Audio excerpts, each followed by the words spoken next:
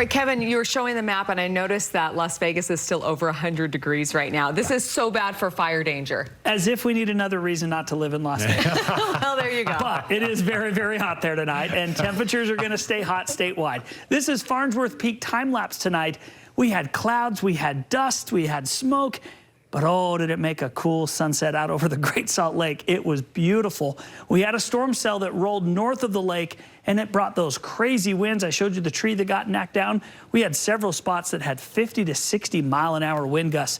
It was whipping. Hey, this week's weekly winner in the KSL Les Olson photo contest, Brady Judkins, your shot of Antelope Island and that sunset.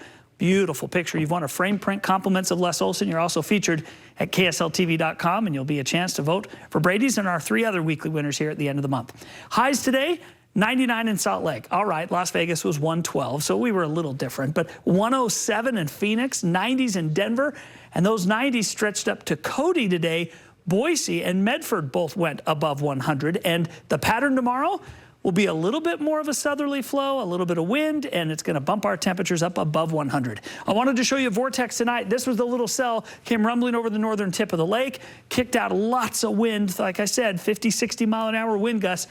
Had a little bit of lightning and thunder. Didn't get a lot of rain, but it was a whole lot of huff and puff. And tomorrow, I think we're going to do it again and probably spread it out across the state. 86 in Ogden right now, 87 in Salt Lake.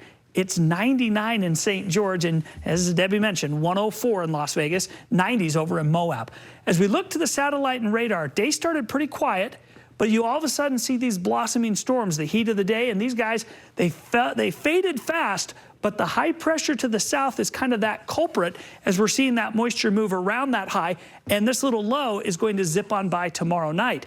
First, we'll deal with the high pressure. Tomorrow, the winds are going to start to flip in the morning, and we're going to see a little southerly flow kick in. Smoke is going to be transported from central Utah to northern Utah, and we're going to get those little afternoon bubble ups. That little low to the north goes by tomorrow night, and so for Wednesday, we end up with a slightly cooler flow. We'll drop temperatures by about 10 degrees, but we're still dealing with the bubble ups across the state.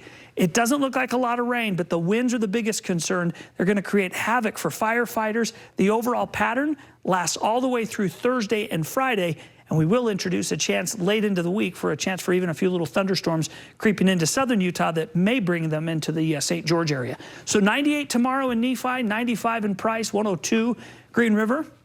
St. George, mostly sunny, 108 for you with Kanab at 100 and Moab going to 104. The 7-day forecast, it's hot. We go from 108 down to 99, a chance of some thunderstorms Friday. Then we bring it back up to the 100 mark and above Saturday, Sunday, Monday.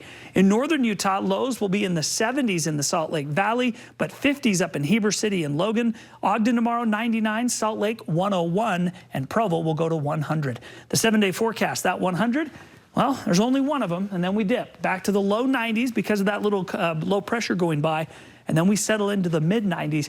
I don't have any thunderstorms in the Salt Lake Valley, but like this evening, there will be gusty winds, there will be smoke around, and there will be some scattered thunderstorms in the higher elevations over the next couple of days. All right, sounds good. Kevin, thanks. Yeah, you bet.